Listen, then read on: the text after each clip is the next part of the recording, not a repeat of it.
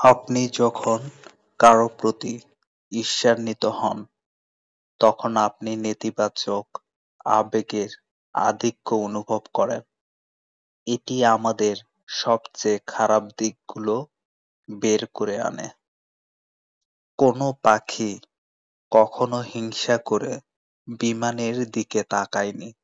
আপনার ভিতরে ঈর্ষার ন্যায় একটি অকথ্য গল্প বহন করার চেয়ে বড় যন্ত্রণা আর কিছু নেই। বাঙালির দুরারোগ্য অসুখের নাম হলো হিংসা। হিংসা করার অনেক কারণ থাকতে পারে।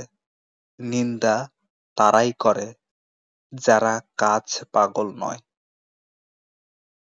হিংসা করার জন্য দূরের লোক প্রয়োজন নেই, কাছের লোক যথেষ্ট। গন্তব্যে পৌঁছানোর পর শান্তিতে হাসতে থাকো। যারা তোমায় হিংসা করে তাদের আরো জ্বালাতে থাকো।